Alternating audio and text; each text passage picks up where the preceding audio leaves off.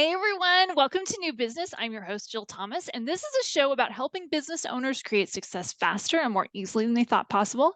And I'm super excited. This week's guest is Teresa Anne Palmer, who is a holistic cardiology nurse, a nurse practitioner, an RN, and an author of the amazing book, Heal Your Heart from Within. She is a nurse who connects individuals to their hearts. Our heart is our superpower and our greatest ally against stress and anxiety. The heart connects directly to the vagus nerve, which is a state of inner peace and calm. And she's going to talk to us today about how to do that. Welcome, Teresa. Thank you so much for having me today. I feel so excited. I feel like I have a celebrity. And actually, speaking of that, we need to talk about this for a second here. So you've got the unfortunate thing of having the same name as a celebrity, which I Oh, discovered. yes. I discovered when I tried to find your book. So I'm like Yes, typing in your name and all this stuff about the discovery of witches comes up. And I'm like, oh yeah, that lady's name was Teresa Palmer too. It's a good book. It's a good movie, by the way. You should, if you haven't seen it, it's really good. The series, but it's not that Teresa Palmer. So welcome you, Teresa Palmer. yes. That's why I used my middle name. I saw that. Yeah. Yeah, then I found out that there was an Australian actress, Teresa Anne Palmer, that spelled it the same way. And unfortunately, some of what she was famous for was her nudity shots. And Oh, that uh, can only help your career, Teresa. Come on. yeah, yeah. So I tried to look myself up. Guess what? I came up with her. She was all over the place. So Of course she was. Oh, well, there are worse problems in the world to have. They're both Australian because the other Teresa Palmer is Australian as well. And she wrote a book on parenting or something. My point with mentioning this to anyone listening is that I am actually going to put the link to your book in the description, which I normally don't do. I usually just tell people to find it. But in your case, it's not as easy to find because the other Teresa Palmer has taken up all the bandwidth on Amazon. So we're going to put the link to your book in there so that they can find it. So that was my point with this long-winded explanation about the names. Love that. So I know we've talked off air that you're super passionate about using the heart in doing business and healing your life. What exactly does that mean to you? Because I don't think people understand if you mean the literal heart or the intuitive heart or all of that. Tell us about what you're talking about. it's all intertwined. The intuitive heart, the physical heart. We're a body and soul. So I've spent over 30 years in cardiology. And what I found throughout my many years of practice is we only look at our heart if we think there's something wrong.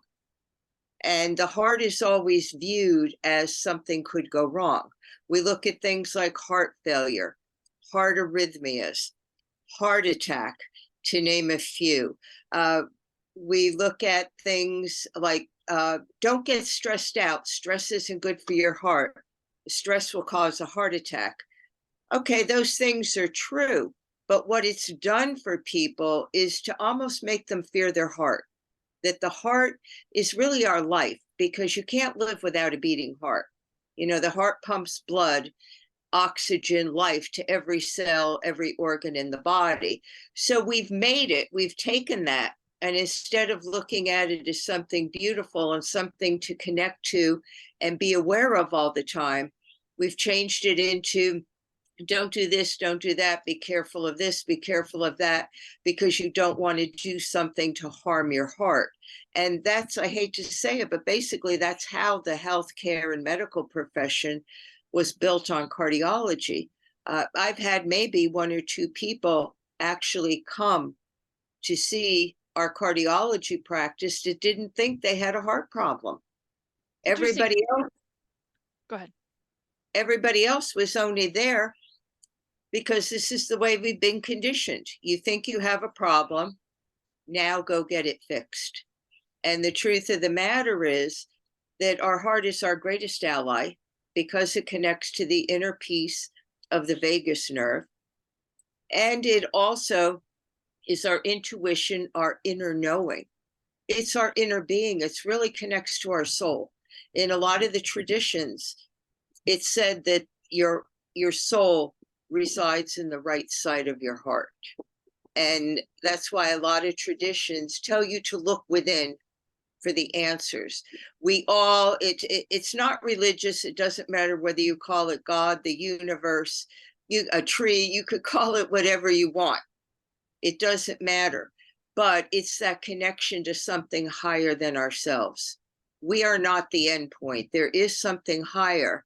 And even if you look at Alcoholics Anonymous, if you look at, I guess, Drugs Anonymous, they all talk about surrendering to a higher power, things that you can't control. So we know there's something higher than us. And that's something higher of us. We have a piece of that in our heart, in our soul. So if we ignore our heart, then technically we're ignoring ourselves. We're really ignoring that inner being. We're really ignoring the essence of who we are. And there's phrases like put your heart and soul into this, your passion, your heartfelt passion. So we do use those terms. It's just that they're coming to light more, but they've been overshadowed by there could be a problem with your heart. It is interesting you bring that up because I do, and I'm wearing my heart sweatshirt, by the way. Ah, It's interesting you bring that up because it is, as somebody, descendant of somebody in the family who's had some history of some heart issues. A lot of the women in my family end up getting heart stents for one reason or another. We were conditioned to believe that the heart was kind of an issue, something that we should be afraid of. And I can see what you're talking about is almost in some ways creating an adversarial relationship with the heart, when in reality, maybe you should change your diet. Maybe you should adjust your lifestyle in a way that makes the holistic being more healthy. And I can see what you're talking about. Talk a little bit about am I correct in saying we do kind of create an adversarial relationship with our heart? Talk about that. yeah, we definitely do. We don't mean to, but again, it's the way we've been conditioned. Nobody says to you, wake up in the morning, place your hand on your heart and be grateful that your heart is beating. We don't, it's an automatic response. So just like breathing, you don't have to think about taking a breath. The only time you get concerned about your breathing is say you have asthma or a lung problem and you can't breathe. It's the same thing with the heart. We don't pay attention to our heartbeat unless either our heart skips a beat, we feel that there's something wrong with it, or somebody has told us something. Like, say you go for a physical exam and they say, oh, this little blip showed up on your EKG, which is an electrical tracing of the heart. Right away, we get concerned. Where in reality, when we connect to our heartbeat, we're connecting to our life. And we don't make that connection. We kind of separate, even though without our heart, we can't live. And it's a very precious thing, but we don't give praise to our heart. We look for something to be wrong with our heart. So when we think about our heart, we're looking for, oh my gosh, my heart skipped a beat. Maybe I have something wrong with my heart. Maybe even then just placing your hand on your heart, taking a few deep breaths, and being grateful that you have a heartbeat. So we kind of take a different little spin on it. And it's kind of, I hate to say it, but at least in the United States, it's really what traditional medicine is all about, is just treating symptoms. Yeah, is it About not different? really, Do you see yeah. this issue with heart stuff differently in other countries, or how is it? I've done some medical missions Okay. in different parts of the world. And what I've seen is people have a different attitude about what their health is in general. People aren't always I've found that we kind of, when somebody says take charge of your health or be concerned about your health, we worry about it. We It's true. worry about it from, Absolutely. is there something wrong with my cholesterol? Is there something wrong with my liver? Am I going to get cancer? Whereas in other countries, I found that they just take a little different approach. Their approach is more, what can they do for themselves to help themselves? And of course, that may be diet, exercise, those things have been around forever. But a lot of it I found also has to do with how they perceive things and their thoughts, and how they believe that their thoughts create their actions, which create their reality. So it's a much more personal awareness of how we can help ourselves. So I love what you're saying. So it's really the body mind connection, but you're saying it's really the mind heart connection, and that's something Right. that's lacking. Body, mind, heart. It's all, it's always mind, body, spirit. And you notice whatever you look at, it never says body, mind, spirit, or spirit, body, mind. It's always mind, body, spirit, that triad. And that's because the mind affects the body. If you're thinking that you're going to become ill, yes, eventually you will become ill. The body affects the mind. If you're not feeling well, if something is out of balance in your body, it affects the way you could even think about things. You could go into a negative pattern of thinking, oh, this is never going to end. This is the way I'm always going to be, and get yourself in that downward spiral. The body affects the spirit because our heart is our spirit. It's our inner being, our inner knowing. So it has a direct connection to whatever you see that spirit as, that higher connection. Now, the spirit affects the body, and there is research that's ongoing, and a lot of, even with metaphysics, there's this connection that what you do spiritually eventually affects your body. It doesn't happen overnight, but if you have a lot of spiritual turmoil, and if you're constantly at odds with yourself, with trauma, eventually that settles. The cells have memories, and eventually that settles in the body. And once it gets into the body, it becomes an illness. So it's constantly mind, body, spirit. You can't have one without the other. All three of them have to work in collaboration with each other. So, not to say that your ideas are radical, we know that they are not, but I know that they are a little unusual considering the medical model, and you certainly do come from the more traditional medical world. How did you get this idea of, because you wrote a great book on this topic, how did you get the idea for the book? Where did your passion for this start? Because I know there must have been some point where you went, we're doing this wrong, right? Yeah, I started out in cardiac surgery, and I started out being very arrogant because the surgeon that I worked with told me that he and I, the surgeon, the practitioner, we heal people. People come to us to be fixed. So my attitude in the hospital was people had something wrong with their heart. They needed either a bypass because their arteries were clogged, or they needed a valve, or they needed something electrical, an electrical adjustment with the heart. So I thought for sure, okay, you're coming in here because you have to be fixed. The surgeon's going to fix you. Once you get through with us, you're going to be all right. And it leaves you very arrogant. And I had the opportunity to go to another country, to go to Romania, to do a medical mission to help set up a clinic. And I went in, I have to say, very arrogant. And what I found there were people that did things like praying, believe in Shocker. themselves. Yeah, believe in Radical. themselves. Yes. And didn't always depend on medication or me to help them. They wanted to know what they could do to help themselves. And they had an attitude of gratitude. We were right next door to an orphanage, which had a school also. And every morning before a clinic, I saw all these children, about 60 of them, gather in the courtyard, and they all held hands and they recited what I call a mantra. It was a song. Now, don't ask me to say it in Romanian because I don't know it, but it was very simple. I asked one of my translators one day in clinic to translate it. I said, every morning I see these kids, they sing this song, they put their hand on their heart, and then they extend their arms out to welcome everybody else.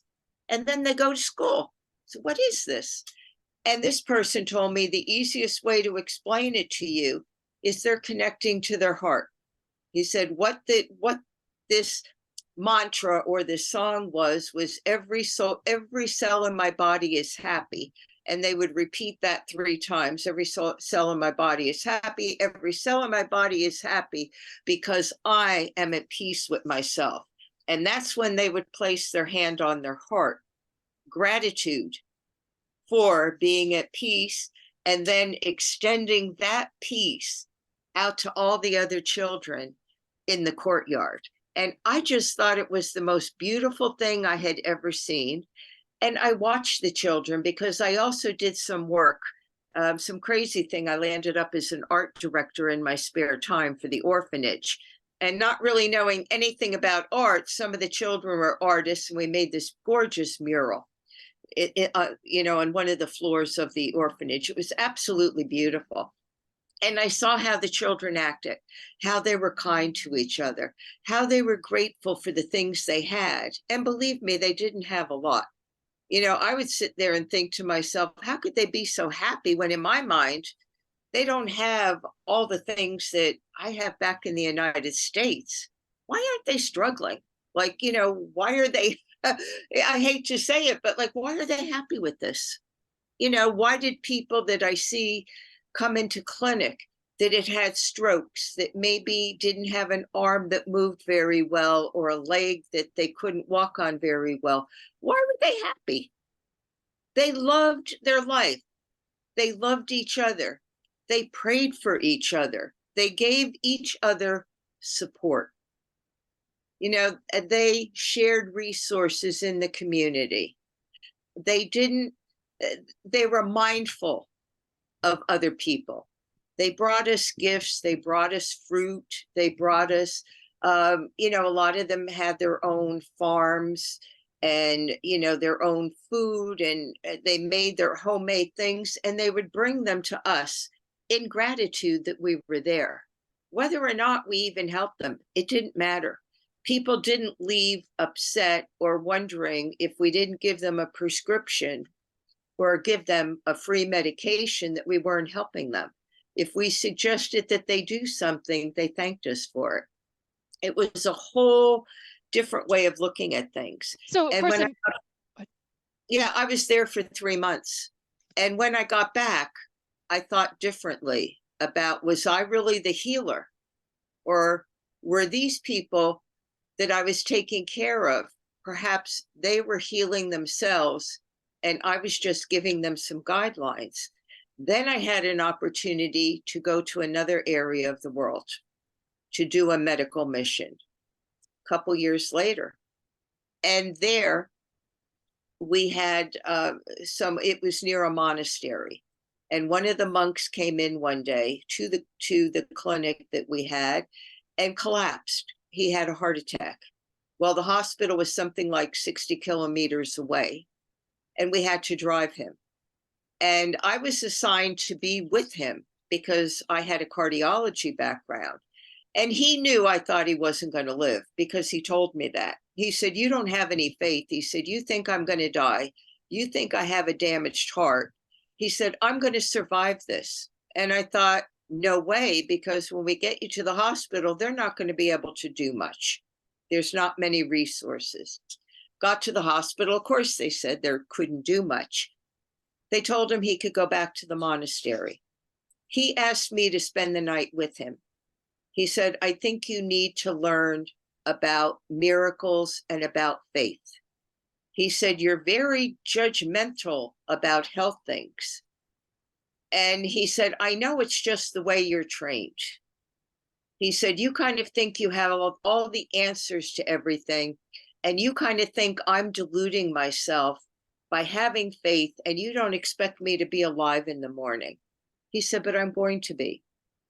Well, I spent the night, and I have to say, I wasn't sure whether he was going to be alive because his vital signs and all seemed to stabilize. I mean, he certainly wasn't ready to go out and play basketball, but he didn't seem to be getting worse.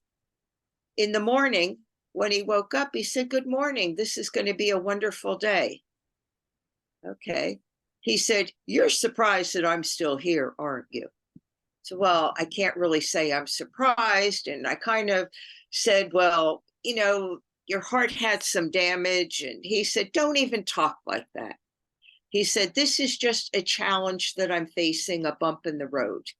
He said, "I am going into my heart and I am repairing the damage myself through my faith, through my thoughts, and through my perceptions." He said, "In a few months, he said, I'll be ready, back to my old self. Okay. So about a year later, I had the opportunity to go back there. I'll be darned. He was helping out and working in the clinic. That's what he was doing. He had made a full recovery. And he said, I knew you would be back. He said, if for no other reason, because you were curious to see if I were still alive. I love that. Different model than the whole take an aspirin every single day and not give any gratitude for anything model like what we have in the United States. I can see. And I tell you, I got back to the States and I said, I cannot practice this way anymore because I saw somebody heal themselves. I saw a miracle. In my wildest imagination, I never dreamed that was going to happen. If somebody would have said to me, you're going to go there and this is going to happen, I would have laughed. To me, it was science fiction. Like, how do you heal yourself? How does this happen? And yet I continued to practice. I practiced for many, many years with 1 foot in traditional medicine and 1 foot out. I was very fortunate because in 2008, I got to practice with a cardiologist that was from India. And he was brought up with yoga, with meditation, and he understood holistic modalities. I can't say he practiced them because he did traditional cardiology, but he allowed me to bring that to the patients if they were interested, to bring things like meditation, gratitude, forgiveness, changing your attitude, changing your thoughts, setting intentions, not goals, but intentions. Did people listen to me? I had a handful that were really interested. That, I would never ask them to give up their medications, but I could tell you some people lowered their blood pressure medication. They didn't need as much. Perhaps doing yoga, they didn't need thyroid medication because yoga, certain positions that I taught them do affect the thyroid gland. It gets it to be stimulated. So yes, I didn't solve all their cardiology problems, and some of them had numerous, but for the ones that were interested, it gave them a little bit different take on their life and put them more in charge of what they could be doing.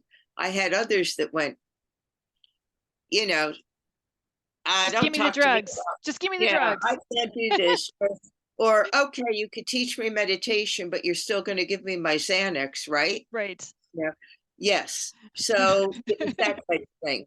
In 2020, my patients, and I think the entire world, realized that healthcare providers did not have the answers, You think?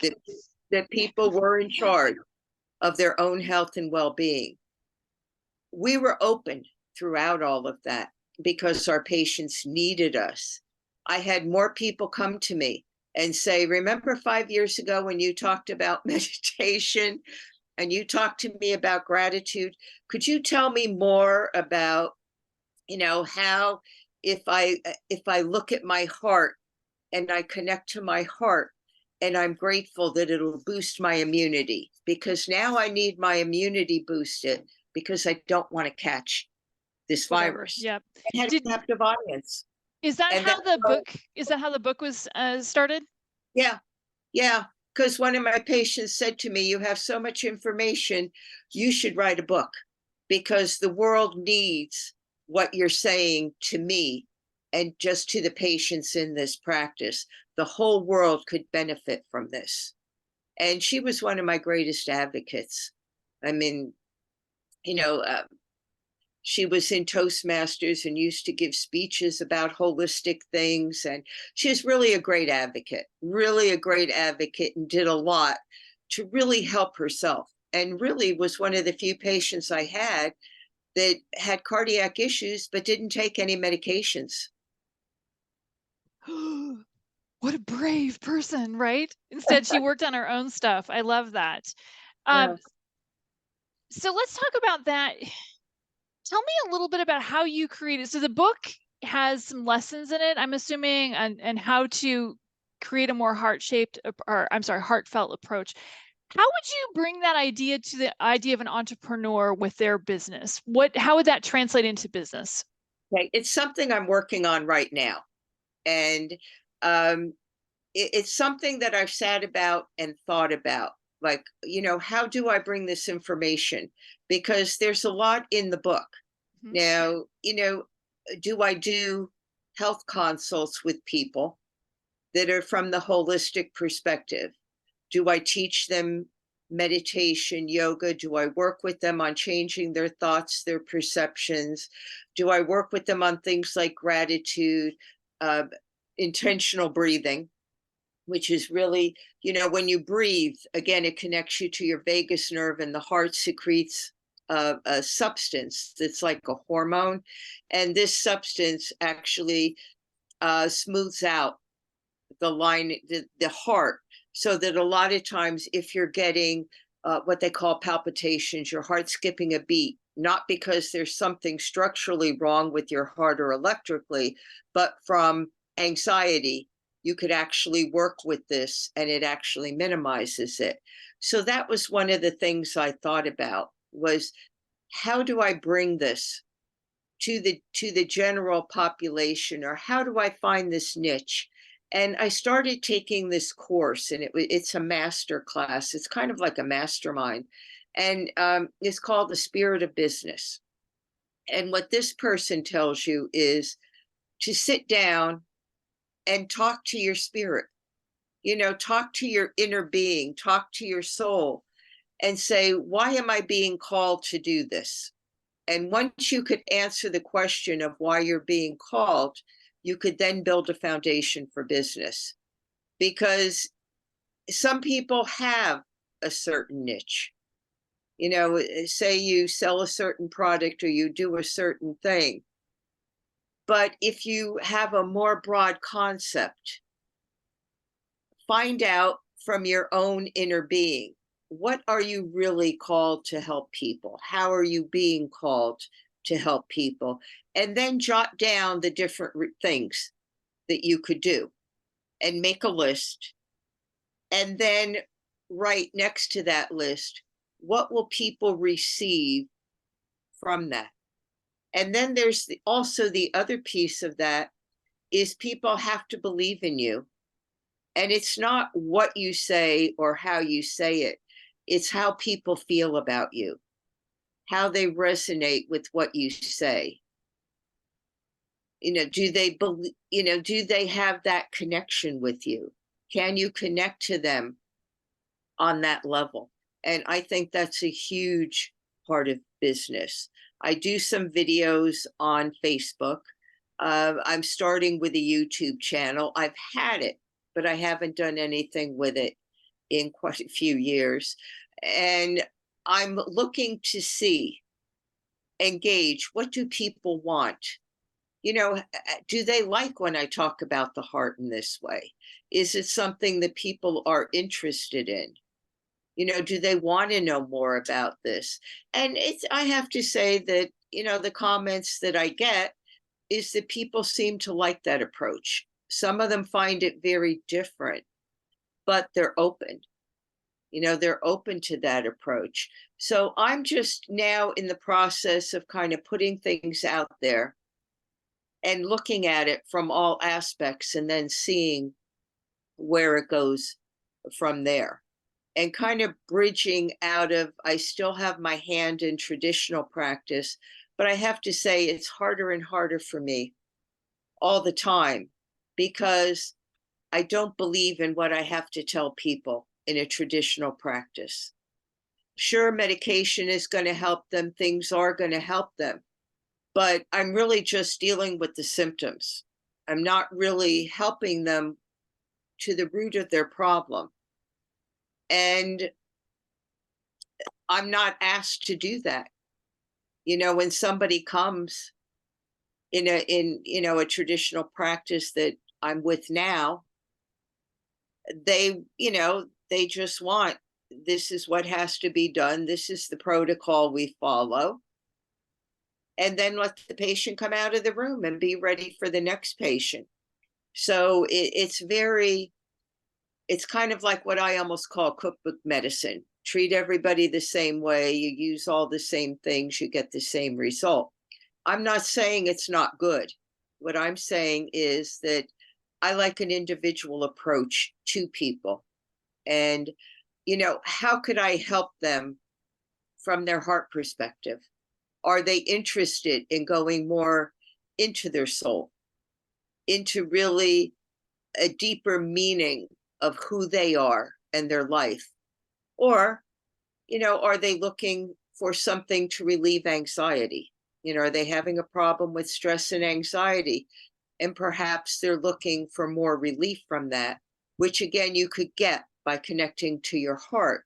So there's many avenues to this connecting to your heart. And I'm in the process of really trying to say, do I get one niche or do I keep it general? Well, it's interesting you bring that up because my aunt's a doctor, so I've heard plenty of times the frustration of getting 10 minutes with a patient, trying to explain to them. She would talk about diabetes was one of her frustrating things, was try to explain how you have to change your diet, right? But it's interesting because I can see what you're talking about being really valuable, but then Cigna's not going to pay for that, right? So Right. most people's health insurance isn't going to cover that, so we're talking about paying out of pocket for the advice of a professional, and who has to have an office, who has to have medical malpractice insurance and all of those kinds of things. How can you I can see where a book is really helpful because you write that once and people buy it once, and it's not the $300 an hour or $400 an hour, whatever you'd have to charge. Is there a way you can work with patients directly? Do you work via Zoom? Is there a way where you can do some of each? Sure, I can do that because I have credentials. I am a nurse practitioner. I have a master's degree. I have medical and nursing training. I could do consults from a holistic perspective that don't deal with patients' medications, that don't really deal with their medical issues per se. But I could certainly work with them because if you're stressed out, you're not doing your body or your illness any good because you're just adding another a layer that doesn't help you achieve wellness. You're sabotaging more the health care that you're receiving because a body under stress becomes out of balance.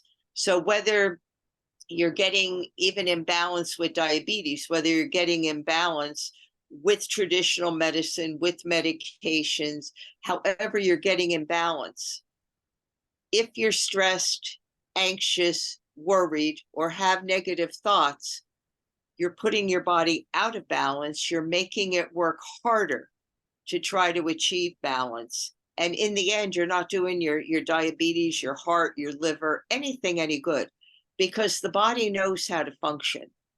The body knows what to do. It's like your car. You start your car, the car knows where the oil's supposed to go, it knows all these things. It doesn't have to be told. And a car that has good maintenance and is running optimally, regardless of the kind of gas or, anything extra you put in that car, is functioning optimally. So it's the same thing with us.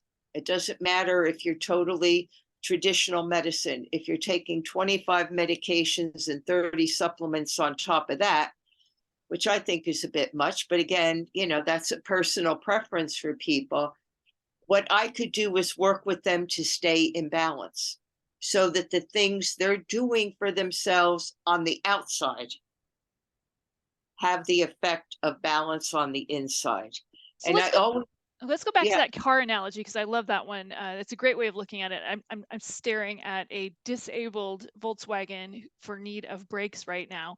A very expensive brakes right now, just to let you guys know. But back to the car software. I was just thinking when you were talking about the car, when it's working perfectly, it knows where everything is. Now you insert some bad software programming into this computer of the car, and where it gets confused, gets stressed. I'm just like thinking about that as a person, right? We get all upset and in our head and we think the brakes are broken when they're not, they actually are. not going to get out of that into that with the car, but then I can see how the whole car, the whole mechanism will start to break down and not work optimally. And when you're describing it in those terms, as a human body, we think about the brain working in the same way as that car computer. I can see where you're getting at here, and I think there's something very valuable to be said on that. Yeah, yeah. And everything too is energy. If you look at the body on the crudest level, it's vibration, it's energy, and it's electricity. I mean, the cells, there's constant exchange between positive and negative ions of different substances. The heart's an electrical device. I mean, if you want to treat it that way, the heart's an electrical device. If you really look at it so crudely, it's got its own electrical system. It starts at the top and goes down to the bottom. You look at pumping blood. Blood is like, a system where the blood just goes every place. The blood goes where it's supposed to go in the body. It's interesting way of looking at it. So we don't have a ton of time left, but if you can give us some idea of what do you think could really help people, tools that they could use, what would you tell somebody to do? Client calls up, I'm just stressed, I don't know what to do. What would you recommend they get started with? I know you mentioned yoga, you mentioned other things. Talk about what you think is most important. Yeah, I think what's really most important and the easiest thing to do is start by breathing. Start by paying attention to your breath, taking a deep breath in and a deep breath out. It automatically turns off the stress hormones. So that's a great place to start. Another place to start is to even every morning put your hand on your heart and be grateful that your heart is beating, that you have another day to accomplish the things that you want to. Be grateful for life. Look around you with gratitude. Take a walk in nature. Sit quietly with yourself. All these things start changing your perception of things. Maybe you always look at things from the worst that could happen. Well, pick a day. What's the best that could happen out of that day? Pick a scenario and what's the best that could happen.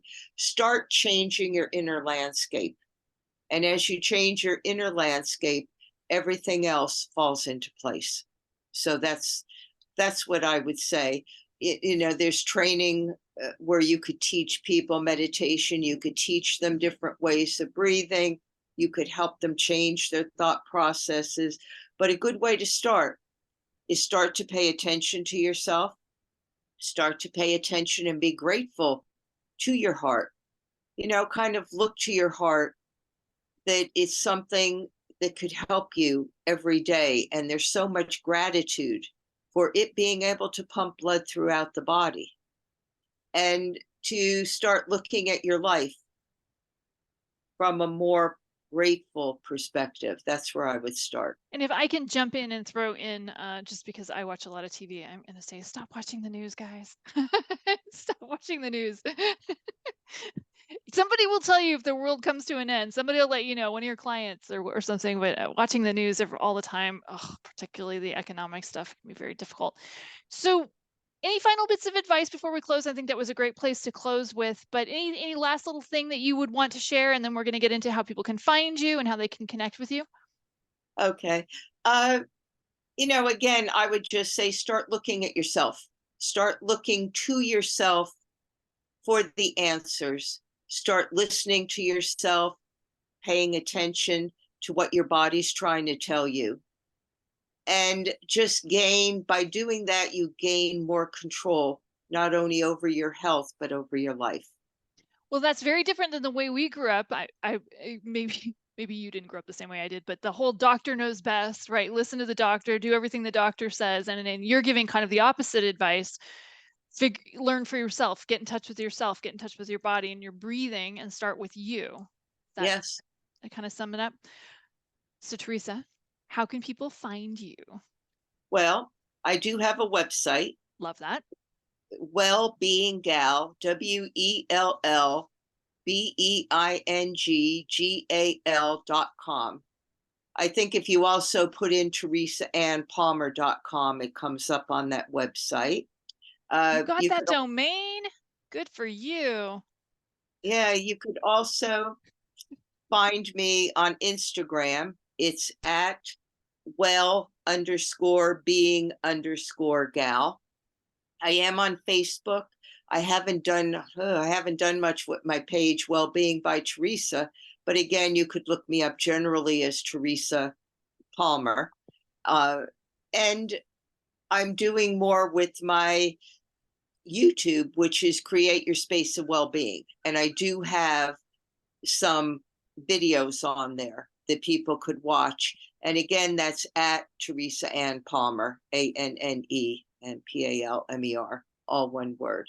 So that's all of those links will be in the description, as well as the link to her book. The reason I'm bringing up the book thing is because when I was trying to find it, I couldn't, and I'm like, oh, this is not good for somebody trying to sell books. But maybe it was just on my computer. I don't know. Anyway, yeah, all of that information will be in the description. What'd you yeah, say? you could find it on balboapress.com. Oh, that's right. Yeah, yeah. Yeah. It is on Amazon. I'm going to put the Yes. link though, because I want everybody to be able to find it Yes. on, because that's probably where most people buy books. But Yes. I would Yes. I would have been so frustrated myself as an author to see my own name and some other famous person have the same name, and I could see that frustration there. Maybe that's just me. Okay, so I'm glad we covered that. In case you didn't write any of those things down, just know that it's in the description. Just scroll down your computer and it's in there, of all of those places that you can find Teresa. So thank you so much for playing with us today. I really appreciate it. I'm excited to have you on. I'm excited to see what your next projects are. I'm sure I'll have you on again later and we'll talk about those. And everybody, I hope you got something out of this. I firmly believe this is the age of the entrepreneur, and I want you guys to get out there and make it happen, create a new business that makes you excited and brings you joy and is fun. But most importantly, I really want you to just find your own joy and find your soul in what you're doing. And I hope this information was helpful. So bye, guys. Thanks for coming. Thanks for playing. Bye.